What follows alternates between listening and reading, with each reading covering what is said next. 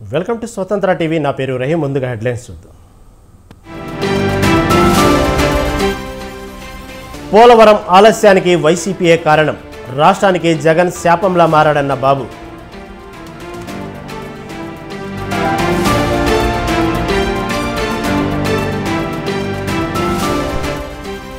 పోలవరం ప్రారంభించింది వైఎస్ఆర్. బాబు తప్పుడు ప్రచారం చేస్తున్నాడన్న అంబటి.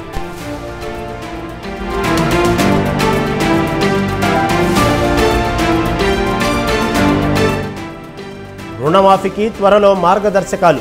రేషన్ కార్డు ప్రామాణికం కాదన్న రేవంత్.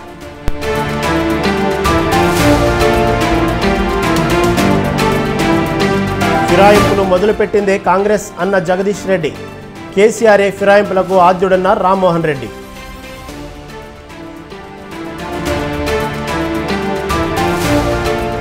పదేళ్లలో పీసీసీ చీఫ్ అవుతా, ముఖ్యమంత్రి కూడా అవుతానన్న జగ్గారెడ్డి.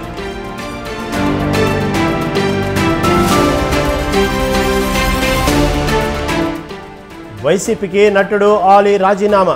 రాజకీయాలకు దూరంగా ఉంటానన్న ఆలీ.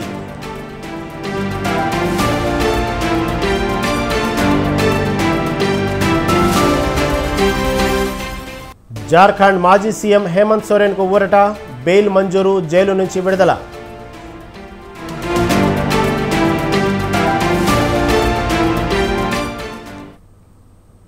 రైట్, ఇక డీటెయిల్ చూస్తే పోలవరం ప్రాజెక్టును దారిలో పెట్టడానికి విదేశీ నిపుణులను పెట్టే పరిస్థితి వచ్చిందన్నారు ముఖ్యమంత్రి నారా చంద్రబాబు నాయుడు.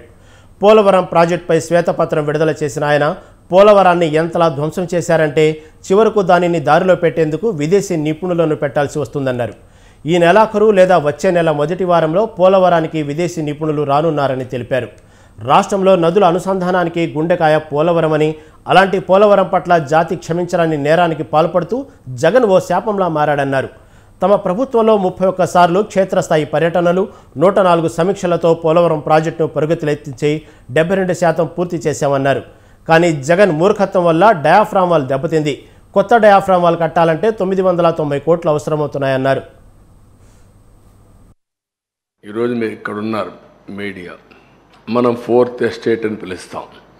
మొన్నటి వరకు అందరూ మిమ్మల్ని చూసి భయపడ్డారు, కానీ మొట్టమొదటిసారిగా మీరు కూడా భయపడే పరిపాలన సాగింది. కనీసం ఫ్రీగా చెప్పుకోలేని పరిస్థితికి వచ్చేసారు మీరు. ఇంకా రాజకీయ పార్టీలు అయితే లెక్కలేనితనం వచ్చింది. ఇంకా అసెంబ్లీ నామమాత్రం అయిపోయింది. ఈవెన్ కోర్టుల్లో కూడా వాళ్ళని కూడా బ్లాక్మెయిల్ చేసే పరిస్థితికి వచ్చారు. కోర్టులు కూడా అంటే మనం చూసాం, సోషల్ మీడియాలో పెట్టి జడ్జెస్ను కూడా క్యారెక్టర్ అసాసినేషన్ చేసే పరిస్థితికి వస్తే వాళ్ళు సిబిఐ ఎంక్వైరీ చేసే పరిస్థితికి వచ్చారు.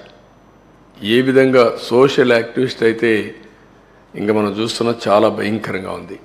ఇవన్నీ ఒక ఎత్తు అయితే, మేము ఎన్నికల ముందు చెప్పాం రాష్ట్ర పునర్నిర్మాణం జరగాలని. దానికి మేమందరం కష్టపడి పనిచేస్తామని చెప్పాం. ఎప్పటికప్పుడు ప్రజలు కూడా సహకరిస్తే తప్ప సాధ్యం కాదు. అందుకే మొట్టమొదటిసారిగా 7 వైట్ పేపర్స్ పబ్లిసైజ్ చేస్తున్నాం. సమయం కూడా తక్కువ ఉంది. ఒక పక్కన నిన్నటి వరకు ఫార్మాలిటీస్ అని మేము కంప్లీట్ చేయాలి. అది అయిన తర్వాత కేంద్రంలో బడ్జెట్ పెడుతున్నారు, ఇక్కడ బడ్జెట్ పెట్టాలి.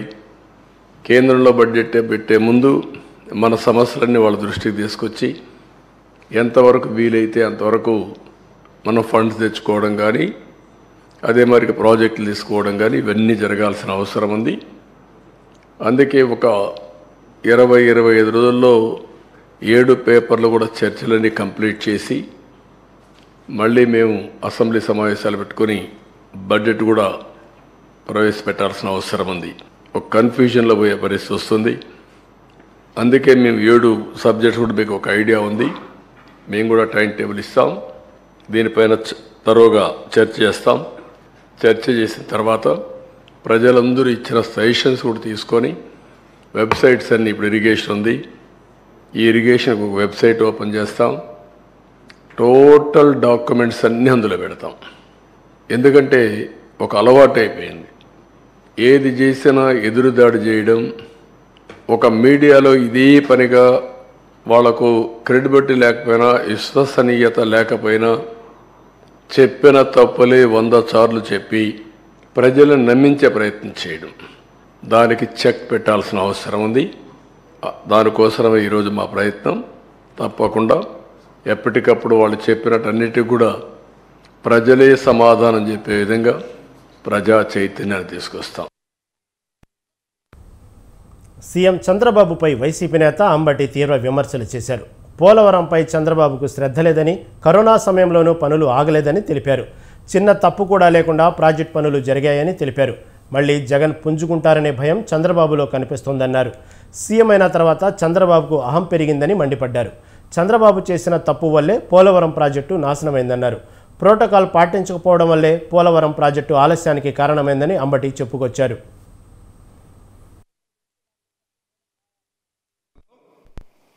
7 గ్రామాలు చంద్రబాబు నాయుడు గారు చాలా విషయాలు చెప్పేటటువంటి ప్రయత్నం చేశారు.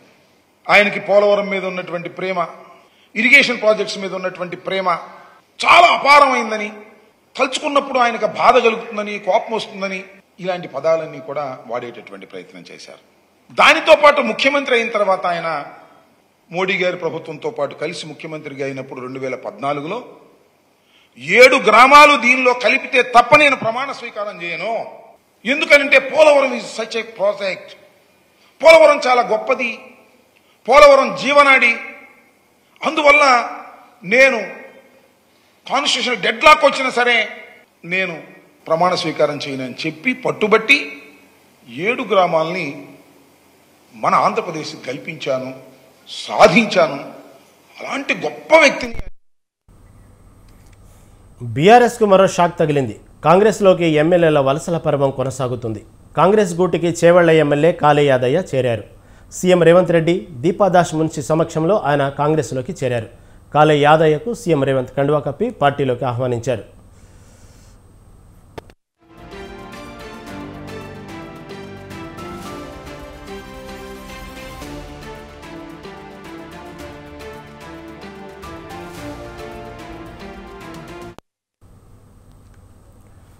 ఇటీవల మాజీ స్పీకర్ పోచారం శ్రీనివాసరెడ్డి, జగిత్యాల ఎమ్మెల్యే సంజయ్ కుమార్ బీఆర్ఎస్ను విడి కాంగ్రెస్లోకి చేరారు. తాజాగా బీఆర్ఎస్కి చెందిన మరో ఎమ్మెల్యే కాళే యాదయ్య కాంగ్రెస్ బాట పట్టారు. దెబ్బ మీద దెబ్బ అన్నట్లుగా 4 రోజుల వ్యవధిలోనే బీఆర్ఎస్కు చెందిన 3 ఎమ్మెల్యేలు బీఆర్ఎస్ను విడి కాంగ్రెస్లో చేరడం చర్చనీయాంశంగా మారింది. యాదయ్య చేవెళ్ల అసెంబ్లీ నియోజకవర్గం నుంచి వరుసగా 3 సార్లు గెలుపొందారు. 2014లో కాంగ్రెస్ నుంచి గెలిచి ఆ తర్వాత బీఆర్ఎస్లో చేరారు. 2018, 2023లలో బీఆర్ఎస్ నుంచి గెలిచారు. గత అసెంబ్లీ ఎన్నికల్లో 268 ఓట్ల స్వల్ప మెజార్టీతో గెలిచారు.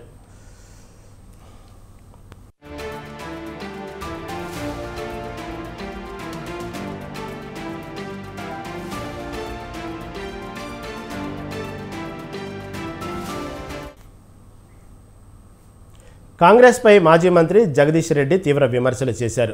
దేశంలో పార్టీ ఫిరాయింపులు మొదలుపెట్టిందే కాంగ్రెస్ అని విమర్శించారు. ఫిరాయింపుల నిరోధక చట్టం తెచ్చింది కూడా కాంగ్రెసేనని అన్నారు. కాంగ్రెస్ది గురువింద గింజ వైఖరి అని ఆరోపించారు. పార్టీ మారాలని రాత్రిళ్లు ఇంటింటికి తిరిగి ప్రలోభాలకు గురి చేస్తున్నారని మండిపడ్డారు. రేవంత్ గేట్లు తెరిస్తే తమకు సుప్రీంకోర్టులో గేట్లు ఉన్నాయని హెచ్చరించారు. ఎన్నికల సందర్భంగా ఫిరాయింపుల నిరోధక చట్టానికి పదును పెడతాం. కండువ మారిన రోజే ఆ సభ్యత్వం రద్దయ్యేటట్టు చేస్తామని చెప్పి మేనిఫెస్టోలో పెట్టి, ప్రత్యేకించి ఇంకా పాంచన్యాయం పెట్టి గప్పాలు గుట్టింది కూడా కాంగ్రెస్ పార్టీ. గురువింజ నీతిలో మాట్లాడుతున్నాయి, సోయిండాల మాట్లాడి కేసీఆర్ రాజు. కేసీఆర్ ఏం చేశాడు? కేసీఆర్ మీ చెదగంతనంతో మీ పార్టీలో ఉన్న 12 మంది ఆ రోజు కేసీఆర్ గారు బహిరంగంగా చెప్పారు. నిరుద్యోగం కావచ్చు, వీళ్ళు మాట్లాడుతున్న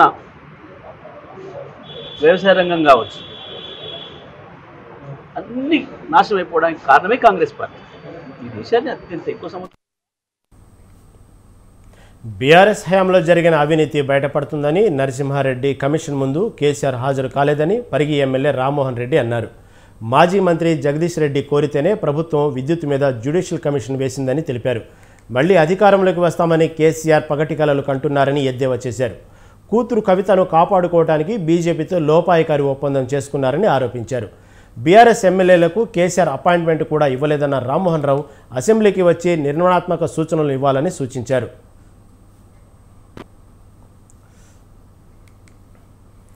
బీజేపీపై T Congress working president Jaggareddy తీవ్ర విమర్శలు చేశారు. మోదీకి తాత్కాలిక అధికారం మాత్రమే అన్నారు. ఆ కాంగ్రెస్ పార్టీ అధికారంలో ఉన్నా లేకున్నా సోనియా గాంధీ, రాహుల్ గాంధీయే నిజమైన నాయకులని అన్నారు. మూడోసారి అధికారంలోకి వచ్చిన బీజేపీ ప్రజా సమస్యల్ని పట్టించుకోవాలని అన్నారు.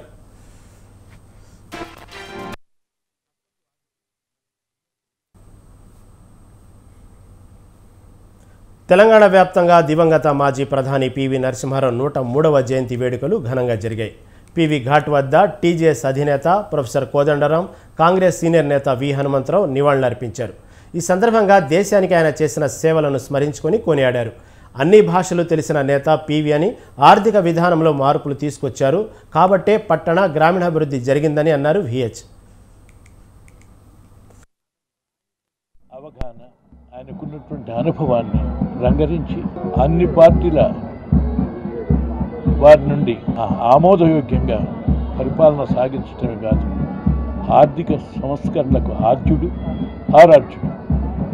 అదే సంస్కరణని ఇప్పటి వరకు ఉన్నటువంటి అన్ని ప్రభుత్వాలు కొనసాగించడమే కాదు, ఆయనను మననం చేసుకుని ఆయనను స్మరిస్తూనే ఆర్థికపరమైనటువంటి సంస్కరణలతో పాటు ఆర్థిక అభివృద్ధికి ఏ విధంగా దోహదం చేసిండ్రో ఆయన స్ఫూర్తి, ఆ స్ఫూర్తితోటే ఇవాళ వాజ్పేయి కానీ, ఆ తర్వాత వచ్చిన మన్మోహన్ సింగ్ గారు కానీ, ఇప్పుడున్నటువంటి ఈ ప్రభుత్వం కానీ మాటలతోటి కాకుండా ఆ పరిస్థితుల్ని, అదే స్ఫూర్తిని ముందుకు సాగుతున్నటువంటి విషయం దేశ ప్రజలందరికీ లేక మేధావులందరికీ అర్థం. మా సోనియా గాంధీ కేవలం దక్షిణ ప్రాంతం నుంచి ఉన్న వ్యక్తి, ఆర్థిక విధానాలు తెలుసు. ప్రతి రెజల్యూషన్ కూడా వారే రాసేది ఏఐసిసిలో. అది పొలిటికల్ రెజల్యూషన్ కానీ అన్ని రెజల్యూషన్ ఆయననే చెయ్యాలని ఆనాడు చాలా మంది పెద్దలు ప్రయత్నం చేసినా మా సోనియా గాంధీ గారు ఆయననే ప్రధానమంత్రి చేస్తే, ఆ తర్వాత ఆయన ఏఐసిసి అధ్యక్షుడుగా అయ్యి భారతదేశంలో మంచి పేరు సంపాదించుకున్నాడు. ఆయన ఆలోచనను ఫ్యూచర్లో కూడా అయితే మాజీ పిసిసి అధ్యక్షుడిగా తప్పనిసరిగా నా ప్రయత్నం చేస్తాం. ఎందుకంటే ఆయన అడుగుజాడల్లో ఇవాళ మా రేవంత్ రెడ్డి కూడా తప్పనిసరిగా ఆయన ఆలోచనను ఇంప్లిమెంట్ చేస్తాడు. అదేవిధంగా సోనియా గాంధీ గారు ఇచ్చిన 6 డిక్లరేషన్ ఏవైతే వాగ్దానాలు చేసిండ్రో ఆ వాగ్దానాలు పూర్తి చేస్తాం. రాష్ట్ర ప్రభుత్వం చాలా ఘనంగా ఇక్కడ చాలా ఏర్పాట్లు చేయడం నిజంగా గర్వించదగ్గ విషయం. ఈ సంవత్సరానికి ఈ జయంతికి ఒక గొప్ప ప్రాముఖ్యత ఉంది. ఎందుకంటే ఈ సంవత్సరం పివి గారికి భారతరత్న ఇచ్చి భారతదేశం రాష్ట్ర ప్రభుత్వం, కేంద్ర ప్రభుత్వం ఒక భారతరత్న ఇచ్చి దాన్ని ఒక ఔన్నత్యానికి తీసుకుపోయిందని చెప్పొచ్చును. భారతరత్న పురస్కారానికే పురస్కారం యాక్చువల్లీ శ్రీ పివి నరసింహారావు గారికి భారతరత్న అవార్డు ఇవ్వడం అనేది చాలా గొప్ప విషయము. సో భారతరత్న అనేది ఒక అత్యున్నత పురస్కారం భారతదేశంలో. అలాంటి గొప్ప పురస్కారం ఇచ్చి గౌరవించుకున్నారు. తెలుగు తేజం, తెలంగాణ బిడ్డ. మరి తెలంగాణలో తెలుగు వాళ్ళలో ఇక్కడ ఆంధ్రప్రదేశ్ నుంచి కావచ్చు, అప్పటి ఉమ్మడి ఆంధ్రప్రదేశ్ కావచ్చు, ఇప్పుడు తెలంగాణ ప్రభుత్వం కావచ్చు, ఇలా గౌరవించుకోవడం అనేది మనందరికీ, తెలుగు ప్రజలకు అందరికీ చాలా గర్వకారణం. రాజకీయాల్లో గుర్తు చేసుకోవాలంటే ఒక సోషలిస్ట్గా ఆయన ఎదిగినటువంటి వాడు, సోషలిస్టు భావాలతో ఉన్నటువంటి వారి పంచన్నే ఆయన ఉన్నాడు. వారందరితో కలిసి రాజకీయాల్లో ఎదిగినటువంటి వాడు. అందులో భాగంగానే ఆయన ముఖ్యమంత్రి అయినప్పుడు భూ సంస్కరణలను అమలు చేశాడు. భూ సంస్కరణలను అమలు చేయటం ఆంధ్రప్రదేశ్ రాజకీయాల స్వభావాన్ని మౌలికంగా మార్చిపారేసింది. అంతవరకు అనేక వర్గాల ప్రజలు రాజకీయాలకు దూరంగా ఉండేవారు. రాజకీయాలంటే కొద్దిమందికి సంబంధించినటువంటి ఒక వ్యవహారంగా సాగుతూ ఉండేది. ఎప్పుడైతే భూ సంస్కరణలు అమలైనాయో సాధారణమైన ప్రజలందరూ కూడా రాజకీయాల్లో ఒక క్రియాశీలకమైనటువంటి శక్తులుగా ఎదిగినరు. దేశానికి పివి చేసిన సేవలు మరవలేనివని బీఆర్ఎస్ వర్కింగ్ ప్రెసిడెంట్ కేటీఆర్ అన్నారు. ఢిల్లీలో ప్రధాని పీఠాన్ని అధిష్ఠించిన మొదటి దక్షిణ భారత నాయకులు పివి నరసింహారావుని కొనియాడారు.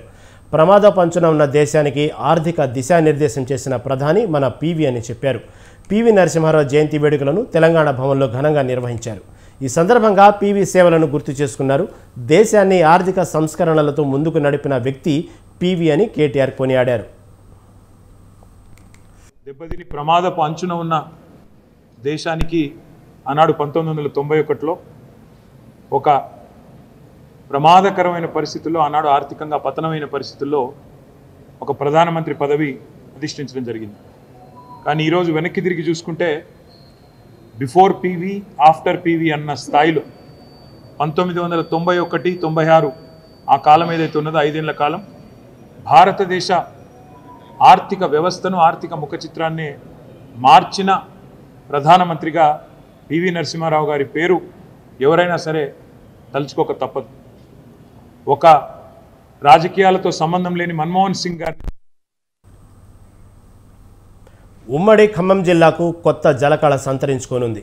రైతాంగానికి వరప్రదాయని అయిన సీతారామ సాగునీటి ప్రాజెక్టు ట్రయల్ రన్ విజయవంతం కావడంతో దశాబ్దాల కల నెరవేరబోతుంది. సాగు కష్టాలు తీరి పంట పొలాలు సస్యశ్యామలం కానున్నాయి.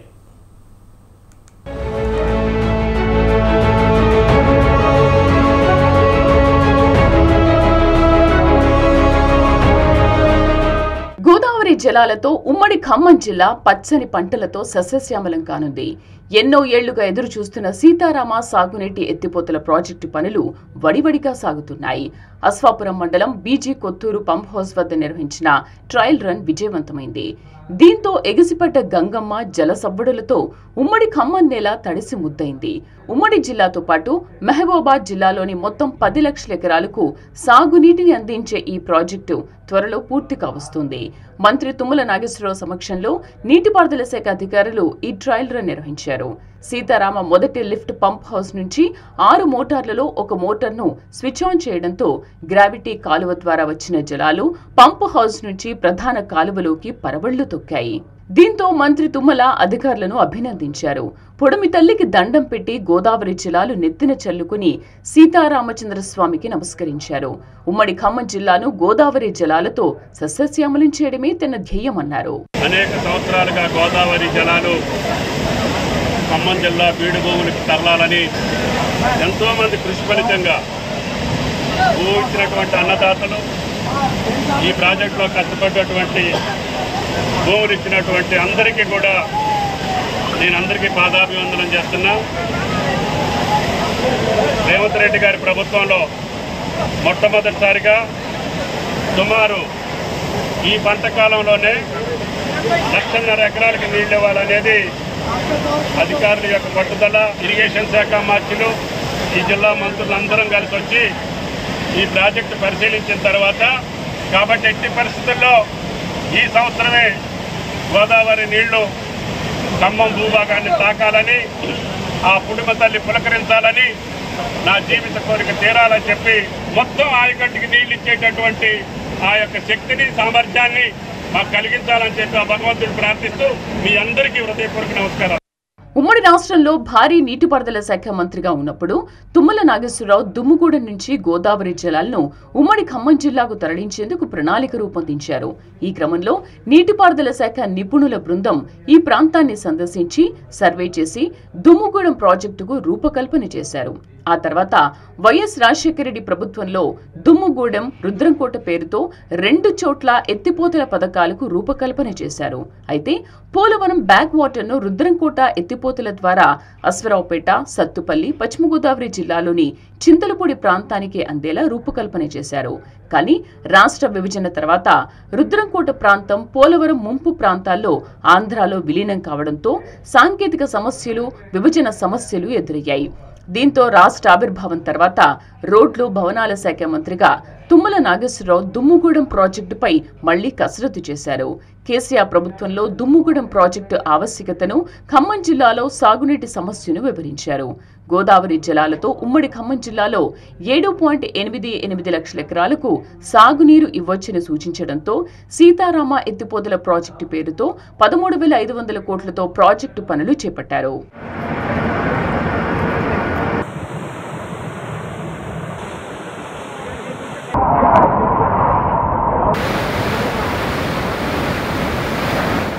ఈ సీతారామ ప్రాజెక్టు పనులు మొదటి 3 ఏళ్లు పనులు వేగంగా జరిగినా ఆ తర్వాత 2018లో మంత్రి తుమ్మల ఓటమితో అప్పటి ప్రభుత్వం కాళేశ్వరంపై దృష్టి సారించింది. దీంతో సీతారామ పనులు నత్తనడకన సాగాయి. గత అసెంబ్లీ ఎన్నికల ముందు తుమ్మల నాగేశ్వరరావు బీఆర్ఎస్ నుంచి కాంగ్రెస్ లో చేరేటప్పుడు తన చిరకాల స్వప్నం సీతారామ ప్రాజెక్ట్ అని, కాంగ్రెస్ ప్రభుత్వం అధికారంలోకి వచ్చిన వెంటనే సీతారామ పూర్తి చేయాలని పట్టుదలతో ఉన్నానని తెలిపారు. ఇందుకు కాంగ్రెస్ అధిష్టానం కూడా అంగీకరించి తుమ్మలను కాంగ్రెస్ లో చేర్చుకుని టికెట్ ఇచ్చింది. అసెంబ్లీ ఎన్నికల్లో గెలిచిన తర్వాత తుమ్మల వ్యవసాయ శాఖ మంత్రిగా బాధ్యతలు చేపట్టారు. ముఖ్యమంత్రి రేవంత్ రెడ్డి భద్రాచలం వచ్చినప్పుడు సీతారామ సాగునీటి ప్రాజెక్టు గురించి వివరించారు. కొద్ది మొత్తంలో నిధులు కేటాయిస్తే ఏడాదే గోదావరి జలాలను పారించవచ్చని తెలిపారు. దీంతో ముఖ్యమంత్రి రేవంత్ రెడ్డి సానుకూలంగా స్పందించారు. ఈ క్రమంలో సీతారామ ప్రాజెక్టు పనులను మంత్రి తుమ్మల ఎప్పటికప్పుడు పర్యవేక్షిస్తూ వేగవంతం చేయించారు. దీనికి తోడు వైరా రిజర్వాయర్ కు సీతారామ ద్వారా గోదావరి నీరును అందించేందుకు 72 కోట్ల రూపాయలను మంజూరు చేయించి లింక్ కెనాల్ పనులు ప్రారంభించారు. దీనికి రాజీవ్ లింక్ కెనాల్ గా నామకరణం చేయించారు.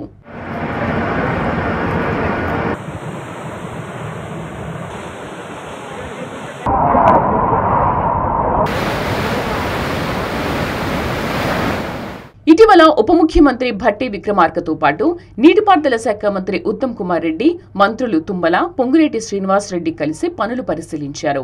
ఆగస్టు 15 నాటికి వైరా లింక్ కెనాల్ ద్వారా నీరిస్తామని ప్రకటించారు.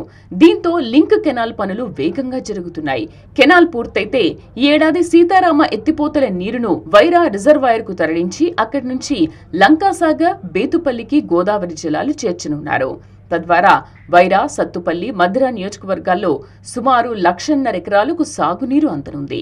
దీంతో సాగర్ ఆయకట్టు సస్యశ్యామలమవుతుంది. అశ్వాపురం మండలం బీజీ కొత్తూరు వద్ద ఉన్న 6 మోటార్లలో ఒక మోటార్ను ప్రారంభించి ట్రయల్ రన్ చేశారు. గోదావరి జలాలు పంపు హౌస్ నుంచి కాలువలోకి రావడంతో జలకళ కనిపించింది. ములకలపల్లి మండలం పూనుగూడెం, కమలాపురం వద్ద ఉన్న 2 పంపు హౌస్లలో కూడా ట్రయల్ రన్ జరిపేందుకు ఇంజనీర్లను రప్పిస్తున్నారు. ఆగస్టు 15 లోపే ప్రాజెక్టును ప్రారంభించేలా ప్రయత్నాలు చేస్తున్నారు. దీంతో ఉమ్మడి ఖమ్మం జిల్లా జలకళ సంతరించుకుని సస్యశ్యామలం కానుంది. దశాబ్దాల రైతుల కళ నెరవేరనుంది. మాజీ సీఎం కేసీఆర్ పిటిషన్పై హైకోర్టు విచారించిన తీర్పు రిజర్వ్ చేసింది. జస్టిస్ నరసింహారెడ్డి కమిషన్ రద్దు చేయాలని కోరుతూ హైకోర్టును ఆశ్రయించారు కేసీఆర్. దీనిపై వాదనలు ముగియడంతో తీర్పు ఇవాళ కానీ సోమవారం కానీ వెల్లడిస్తామని తెలిపింది న్యాయస్థానం. దీంతో హైకోర్టు తీర్పు ఎలా ఉండనుంది అన్నది ప్రస్తుతం ఆసక్తికరంగా మారింది. విద్యుత్ కొనుగోళ్ల వ్యవహారంలో గత బీఆర్ఎస్ సర్కార్ అవినీతికి పాల్పడిందని ఆరోపిస్తుంది కాంగ్రెస్ ప్రభుత్వం. దీంతో నిజాలను నిగ్గు తేల్చేందుకు జస్టిస్ నరసింహారెడ్డి నేతృత్వంలో కమిషన్ ఏర్పాటు చేసింది. అయితే ఈ కమిషన్ పారదర్శకంగా విచారణ జరపడం లేదని, రాజకీయ కక్షతోనే కమిషన్ ఏర్పాటు చేశారని ఆరోపిస్తూ హైకోర్టును ఆశ్రయించిన కేసీఆర్ కమిషన్ను రద్దు చేయాలని పిటిషన్ వేశారు. ఢిల్లీ లిక్కర్ కేసులో అరెస్ట్ అయ్యి తిహార్ జైల్లో ఉన్న బీఆర్ఎస్ ఎమ్మెల్సీ కవితతో మాజీ మంత్రి హరీష్ రావు ములాఖత్ అయ్యారు. ఈ సందర్భంగా ఎమ్మెల్సీ కవిత యోగక్షేమాలు అడిగి తెలుసుకున్నారు. ధైర్యంగా ఉండమని కవితకు సూచించారు. ఢిల్లీ మద్యం విధానం కేసులో రిమాండ్లో ఉన్న ఎమ్మెల్సీ కవిత జ్యుడిషియల్ కస్టడీని మరోసారి పొడిగించింది. అధికారులు జూన్ 21వ తేదీన ఆమెను వర్చువల్గా కోర్టు ముందు హాజరుపరిచారు. జూలై 5 వరకు కవిత కస్టడీని పొడిగిస్తూ రౌస్ అవెన్యూ కోర్టు ఉత్తర్వులు జారీ చేసింది. ఈ కేసు జూలై 3వ తేదీన రౌస్ అవెన్యూ కోర్టు మరోమారు విచారణ జరపనున్నది. మరోవైపు కవిత బెయిల్ పిటిషన్పై ఢిల్లీ హైకోర్టు తీర్పును రిజర్వ్ చేసింది.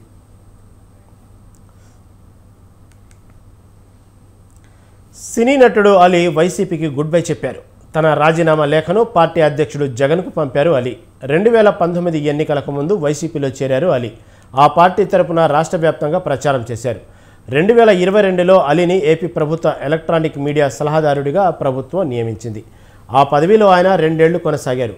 2024 ఎన్నికల్లో ఆయన తనకు ఎమ్మెల్యే అభ్యర్థిగా సీటు వస్తుందని భావించారు. కానీ ఆ ఆశ నెరవేరలేదు. టికెట్ దక్కకపోవడంతో ఎన్నికల సమయంలో అలీ ఎక్కడ కూడా కనిపించలేదు. తాజాగా ఏపీ కూటమి ప్రభుత్వం పగ్గాలు చేపట్టిన నేపథ్యంలో అలీ వైసీపీని వీడటం చర్చనీయాంశమైంది. తాను ఇకపై రాజకీయాలకు దూరంగా ఉంటానని స్పష్టం చేశారు అలీ. ఎంపీగా నుంచి ఉంటున్నాను, నువ్వు రావాలి, నా క్యాన్వాస్ చేయాలి అనగానే తప్పకుండా గురుగారు, ఎందుకంటే మీ సినిమా తర్వాత నేను మళ్ళీ ఒక ఆర్టిస్ట్గా నేను ఎదిగాను, సో డెఫినెట్గా నేను వస్తాను అని చెప్పి వెళ్ళటం జరిగింది. అప్పుడు టీడీపీ హయాంలో దాదాపు ఒకే పార్టీలో 20 సంవత్సరాలు నేను ఉన్నాను. తర్వాత మళ్ళీ ఇటు రావడం జరిగింది. నాకు అన్నం పెట్టింది ఫస్ట్ నా తెలుగు ఇండస్ట్రీ. 10 మందికి నేను సహాయపడగలను అనే ఉద్దేశంతో రాజకీయ.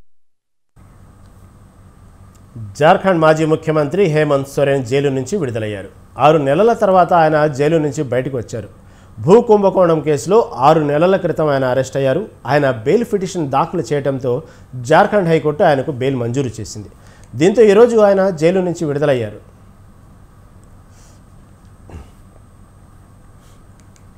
నీట్ యూజీసీ నెట్ పరీక్షా పత్రాలు లీక్ అంశం దేశాన్ని కుదిపేస్తుంది. ఈ పరీక్షలకు నిర్వహిస్తున్న నేషనల్ టెస్టింగ్ ఏజెన్సీ పారదర్శకతపై నీలినీడలు కమ్ముకున్నాయి. దీంతో ఎన్టీఏ పనితీరు, పారదర్శకతపై కేంద్రం, ఇస్రో మాజీ చైర్మన్ డాక్టర్ కె రాధాకృష్ణన్ నేతృత్వంలో ప్రత్యేక కమిటీని ఏర్పాటు చేసింది. ఈ నేపథ్యంలో ఎన్టీఏని ఎలా సంస్కరించాలనే దానిపై తల్లిదండ్రుల నుంచి కేంద్రం సలహాలు కోరింది. innovativeindia.mygov.in వెబ్సైట్ ద్వారా సూచనలు, సలహాలను స్వీకరించనుంది. జూలై 7 వరకు ప్రజలు తమ అభిప్రాయాలను తెలియజేసే అవకాశం కల్పించింది.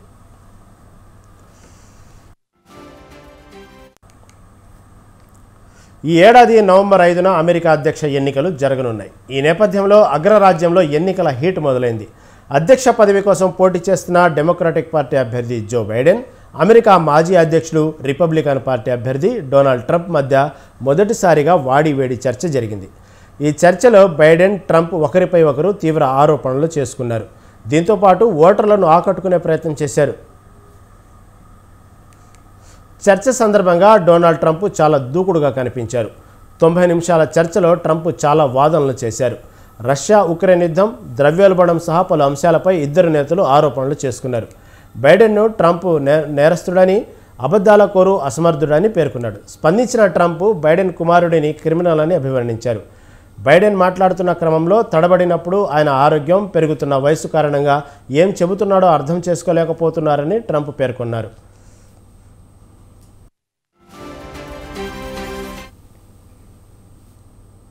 T20 వరల్డ్ కప్లో ఫైనల్కు దూసుకుపోయింది టీమిండియా. కప్పు కొట్టేందుకు అడుగు దూరంలో మాత్రమే ఉంది. చివరిసారిగా 2014లో తుది పోరుకు అర్హత సాధించిన భారత్ జట్టు మళ్లీ 10 ఏళ్ల తర్వాత ఇప్పుడు టైటిల్ పోరుకు సిద్ధమైంది. మరోవైపు 2 సెమీఫైనల్స్లో ఇంగ్లాండ్పై అద్భుత విజయం సాధించి తగిన ప్రతీకారం తీర్చుకుంది. క్రికెట్ క్రీడలో ప్రపంచ దేశాలతో పోటీపడిన టీమిండియా ఇప్పటి వరకు 3 వరల్డ్ కప్లను గెలిచింది. 1983లో కపిల్ దేవ్ నాయకత్వంలో తొలిసారి వన్డే ప్రపంచ కప్ను గెలుచుకుంది. ఆ తర్వాత 2007లో MS ధోని సారథ్యంలో భారత్ తొలి T20 ప్రపంచ కప్ను కైవసం చేసుకోగా 2011లో అతని నాయకత్వంలో సరిగ్గా 28 ఏళ్ల తర్వాత వన్డే ప్రపంచ కప్ను కైవసం చేసుకుంది. మరోసారి T20 ఫైనల్లో నెగ్గి టైటిల్ సొంతం చేసుకునేందుకు దక్షిణాఫ్రికాను ఢీకొట్టబోతోంది. దక్షిణాఫ్రికాతో జరగనున్న ఫైనల్ ఫైట్లో తొలుత బ్యాటింగ్ చేస్తే భారీ స్కోరు చేయాల్సి ఉంటుంది. చేజింగ్ చేయాల్సి వస్తే సఫారీ బౌలర్లను తట్టుకొని నిలబడగలగాలి. ఈ సమయంలో కోహ్లీ ఫామ్ చాలా ముఖ్యం. అయితే ఇప్పటి వరకు కోహ్లీ తన బ్యాట్ను ఝుళిపించలేకపోవడంతో అభిమానులు తీవ్ర నిరాశలో ఉన్నారు. మరోపక్క రేపు ఫైనల్ మ్యాచ్ సందర్భంగా సందేహాలు, ఆందోళనలు వ్యక్తమవుతుండటంతో కెప్టెన్ రోహిత్ స్పందించారు. కోహ్లీ ఫామ్ పెద్ద సమస్య కాదని, విరాట్ క్లాస్ ప్లేయర్ అని, అతని ఆట తీరు అద్భుతమని తెలిపాడు. ఇదే సమయం ఫైనల్లోనూ కోహ్లీ ఉండాలనడంలో సందేహం లేదని, తుది పోరులో తప్పకుండా కీలక ఇన్నింగ్స్ ఆడతాడన్న నమ్మకం ఉందని అన్నాడు రోహిత్ శర్మ.